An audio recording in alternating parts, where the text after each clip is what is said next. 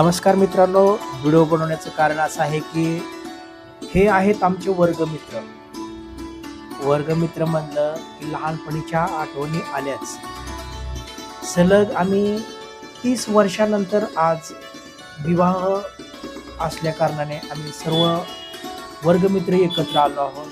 योगायोगाने आज बऱ्याच वर्षानंतर आमच्या लहानपणीच्या सोंगड्याची गाठ पडलेली आहे आणि विवाहाच्या निमित्ताने का होईना सन 1994-95 ची आमची 10वीची बॅच आहे आणि 10वीमध्ये असताना आम्ही सर्व एकत्र होतो. सर्व हे माझे मित्र कंपनी आहेत. बघू शकता प्रत्येकजण आज आपापल्या व्यापामध्ये आहे. आज बऱ्याच वर्षानंतर आम्हाला एकत्र येण्याचा योग आला आणि जुन्या आठवणींना उजाळा मिळाला. मित्रांनो, सन 1994-95 इयत्ता 10वी ब या वर्गात आम्ही सर्व मित्र कंपनी शिकायला होतो. लहानपण आम्ही एकत्र काढलेलं आहे आणि महर्षी विठ्ठल रामजी शिंदे हायस्कूल, विवेकानंद नगर, तुळजापूर या शाळेमध्ये आम्ही शिकवत होतो.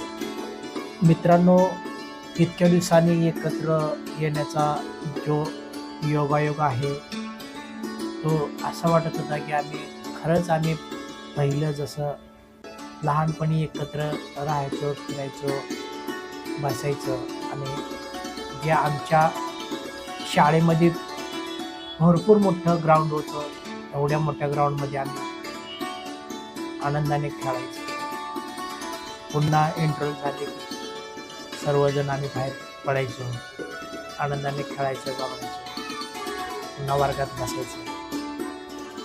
अशा काही आठवणी असतात की त्या पुन्हा येण्याजोग्या नसतात.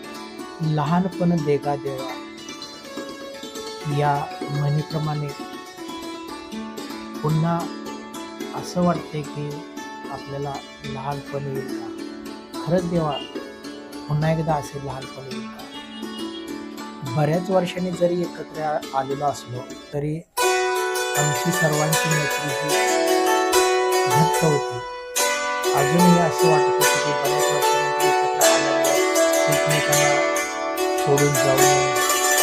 रात्रीचे 9:30-10 वाजले होते, परंतु आम्हाला आमच्या घराकडे जावे असे वाटत नव्हते, कारण बऱ्याच वर्षांनी मित्र कंपनीची गाठी गोटी पडलेल्या होत्या. विवाह प्रसंगाच्या निमित्तानं आम्हाला पुन्हा एकदा एकत्र यायची संधी मिळाली आणि एकमेकांमध्ये आमचं मन रमून गेलं. घराकडे जावे असे वाटतच नव्हते. खरंच देवा, लहानपण किती सुंदर असतं. देवा, खरंच तुझ्याकडे आमची एक मागणं आहे. आम्हाला आयुष्यात करून भरपूर काही केलं, आता काही नको आहे. आम्हाला पुन्हा एकदा लहानपण दिसेल, पुन्हा हेच सौंदर्य आमच्या वर्गात येतील.